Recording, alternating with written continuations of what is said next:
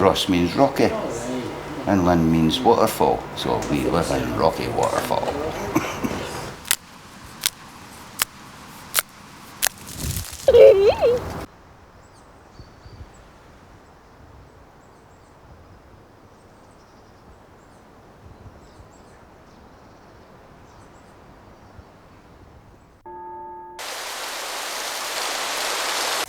It used to be a place of worship, primarily. Now it's a tourist attraction.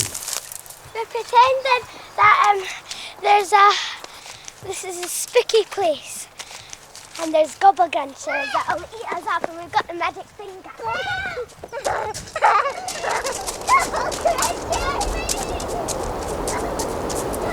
Come on, man!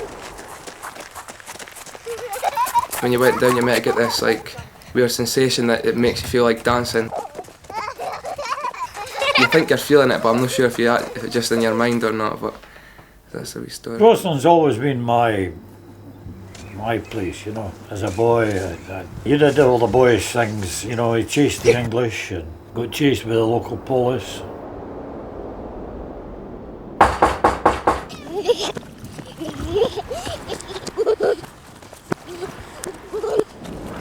My dad's told me the ghost story about the famous white lady. My dad says she wasn't exactly white. Ghost stories. And he reckoned he was looking at the window and he seen something, a ghost or somebody out the window sometime. Andrew Fiskin, whose wife was caretaker up there, he maintained he'd seen somebody on a horse. You're going to get haunted and stuff like that, so... He seemingly got a hell of a fright anyway when he went to the house, and he maintained to me, I says, you've been at the drink. And I was going to these vaults again, 11 at night, and woke up through the summits I wouldn't do for £1 million now. Here's a wee tinkling bell,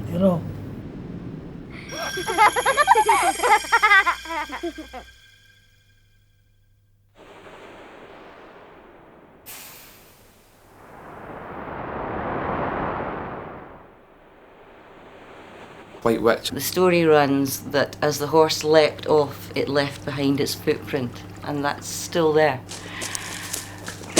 They apparently landed safely. Quite scary. On the other side, and they got away because they crossed water, and a witch won't cross water. He looked in his rear view mirror to see a knight in shining armour, but then once he actually turned the car round and looked, it was actually gone.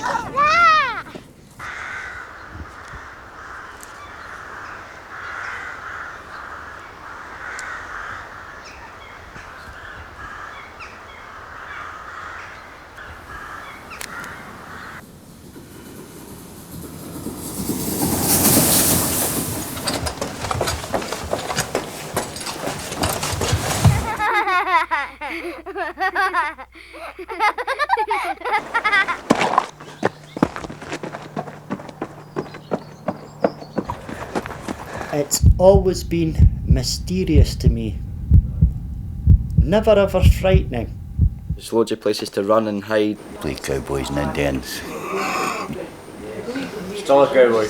And play soldiers. I thought it was the best place in the world, it's like my adventure playground.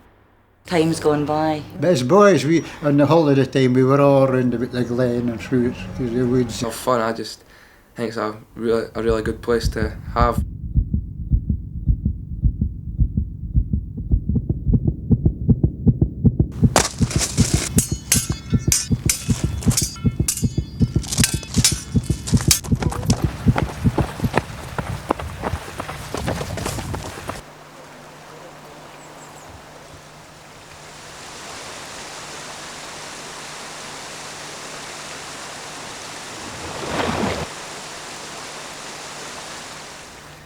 One of our pals came down with a bottle of petrol and just lit it on the ground, and I lit a fire and it just blew up, and I had to go to hospital and stuff like that for 2 weeks.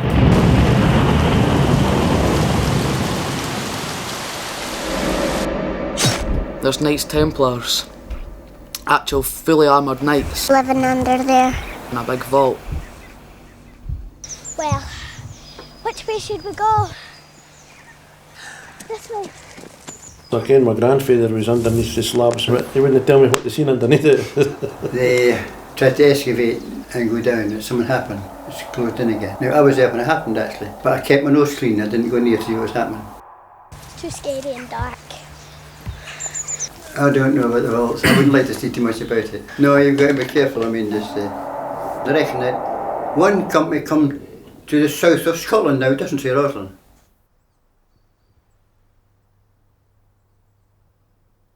Seemingly, A. St Clair was the last to handle the Holy Grail, wherever it was.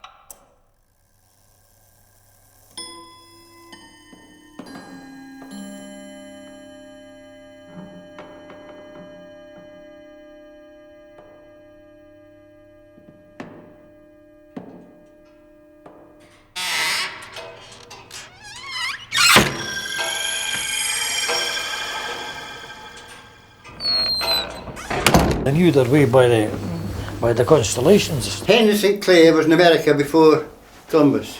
Columbus sailed the ocean blue in 1492. St Clair's came from Norman descent. Anything that would have been brought from the New World.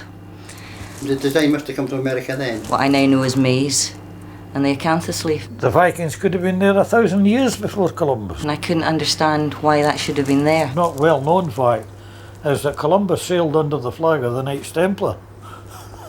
If it was finished in the middle of the 1400s and Columbus didn't sail to America until the end of that century. That might just be a Rosslyn tale that people like to say, but it's a good story anyway.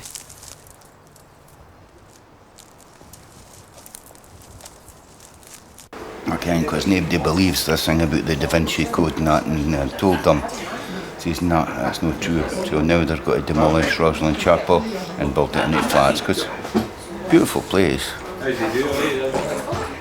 Lovely view. What is the Holy Grail? Could be that, couldn't it? Could be that. Who knows what it is? So it's a myth. You don't want to find what a myth is. Once you've found it, then it's no good, is it?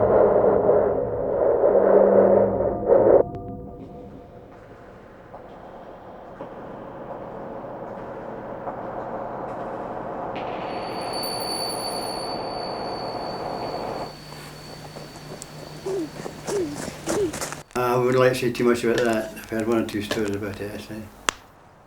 Would they have brought this back? Yes, they had to preserve it. Why come somewhere like Roslin, a wee village middle of nowhere with the Holy Grail? There's so much spiritualness about Roslin. One woman come in and she knocked me on the shoulder like this. Where's the head of God? Of course it's a one-liner. It's on his shoulders, you know. And yes, I firmly believe that they brought back artefacts. Did they bring back the Holy Grail? Well, it's a fine myth. They started doing excavations, looking for the Holy Grail. And would have found sanctuary in Roslin. I do know what I've seen. Ground scan. It's feasible. It appears at the start of the tourist season, to me there's nothing there, but then what is the Holy Grail? Is it a cup at the Last Supper? Somebody else says, is it Mary Magdalene's womb? Just a wooden chalice. The chapel lies at the same height, if you like, as some other holy place. I don't know if that's coincidence or what. I'd like to believe that is true. But at the same time, I wouldn't like them to find out. It's one of life's enigmas and I'd like it to remain that way. I always remember my mum and dad telling me it's just such a historic place, this chapel, and hopefully it's done there. To this day I still believe it's actually there. I think it's be the right place to keep it, and if they're saying the secret vaults, there's no point having secret vaults if I'm not going to hide anything, if you know what I mean.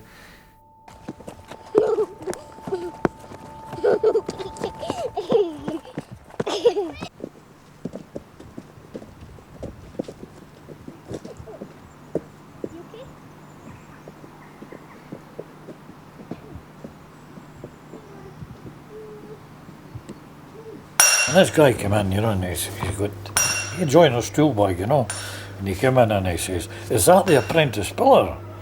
I says, "Aye." So he put the bag down, he took out a chisel about 18 inches long, a 5-pound marsh hammer, and he goes up and he's ready to have a go at the pillar. This time I'm on my feet and I stands in front of him and I says, "What you got to do?" They always whisper, "I'm going to find the Holy Grail." So I had to put my arms round about him and carry him screaming and kicking out the door, you know. I've still got his chisel. I was using it today. Oh, dear, oh dear. When the licht of the licht gangs o'er Stottery, Bra Roslin's glen would be in the bare, and the world would quit its rotary, and all would die. And all thing, all where, would be turned to stour, and time would burl into its langest stour.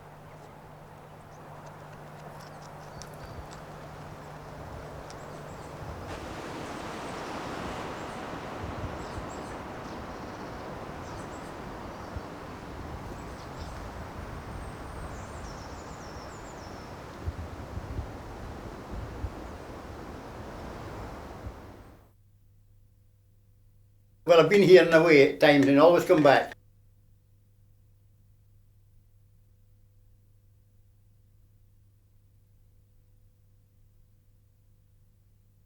Oh, it's under my bed.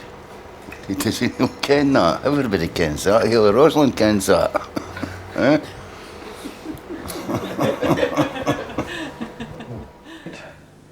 My name's Joe Lang, born and brought up in Roslin, born in 1931, so you can work out my age from there. My name's Manny McRae, I'm 17 and I've lived in Roslin all my life. My name's Alan Mowbray. I've lived here for 59 years. I'll be an old man. No fiddle.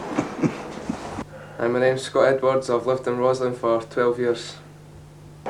My name's John Buchan. I've stayed here for 46 years. Hello, my name's Matthew Robertson. I'm 11 years old and I've been in Roslin for 9 years. Jackie Crow, I've lived in the village for 9 years. Kenny Dougal, lived here for 22 years. My name's Phil Robertson. I'm 50 years old and I've lived in Roslin all my life. Hello, I'm James McNish, born in Roslin in 1927. I'm now 78 years old.